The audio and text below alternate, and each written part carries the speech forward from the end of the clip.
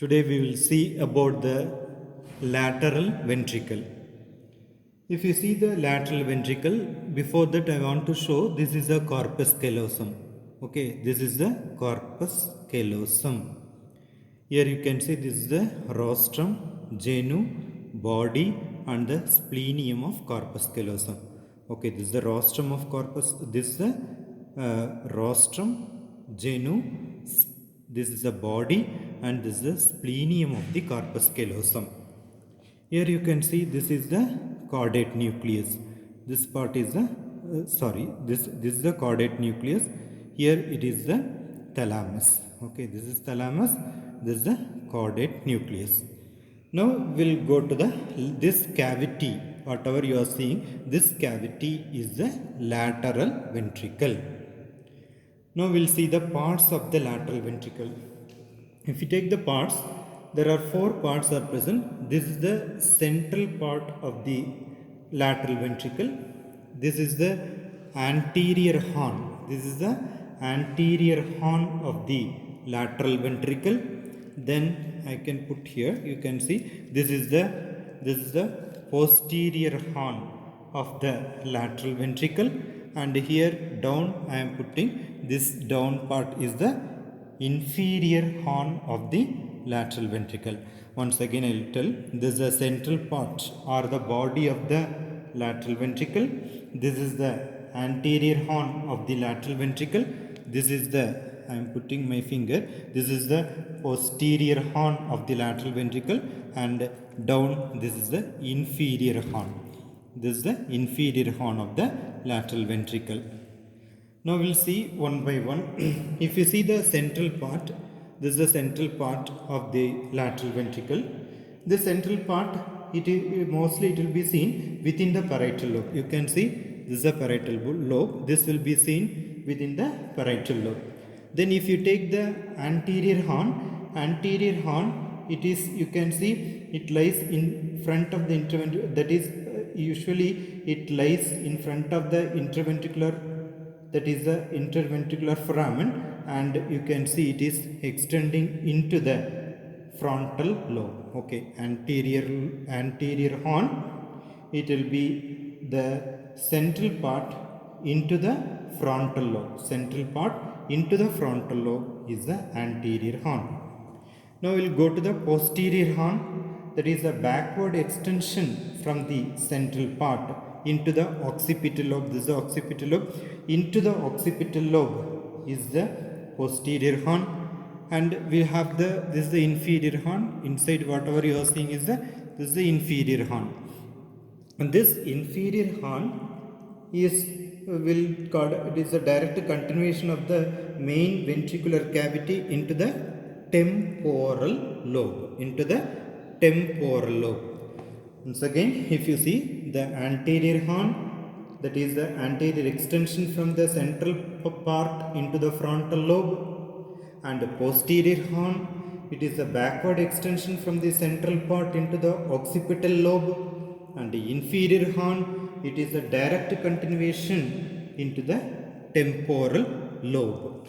So this is the so-called lateral ventricle. Now we will see one by one the relations.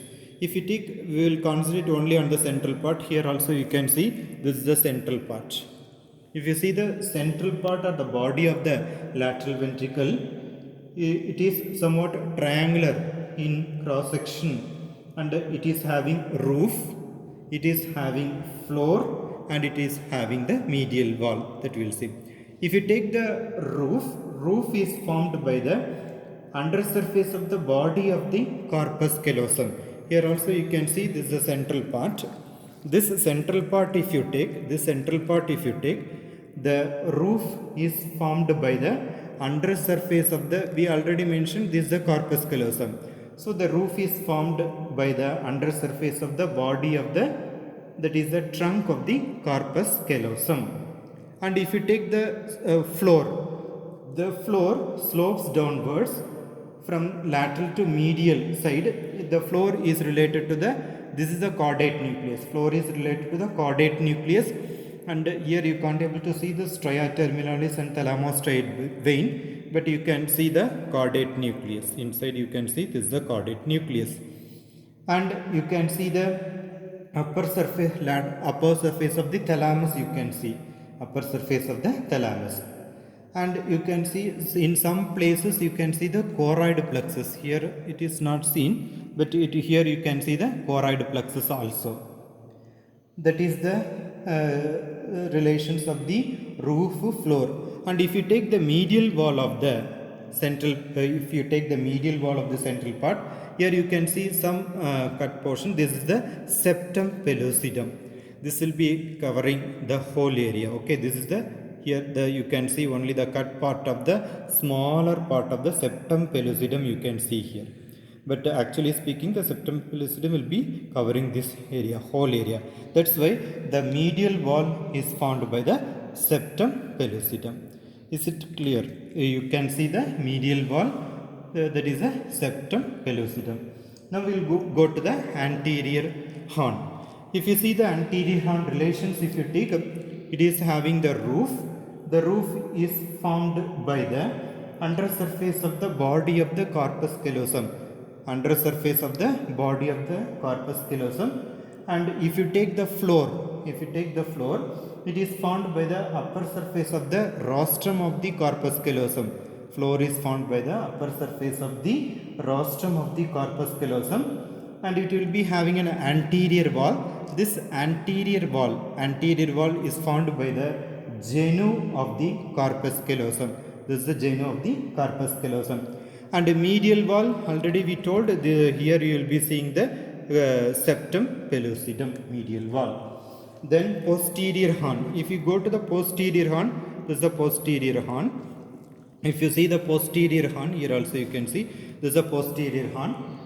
Here the roof of the posterior horn, the lateral wall of the posterior horn and the floor are formed by a sheet of fibers from the splenium of the corpus callosum.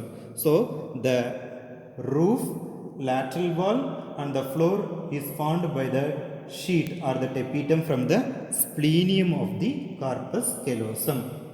And if you take the medial wall, you will be seeing the bulb of the posterior horn is formed by the fibers of, in this section you can't able to see the forceps major fiber and the calcareous here. But now we will go to the inferior horn. If you go to the inferior horn, this is the inferior horn.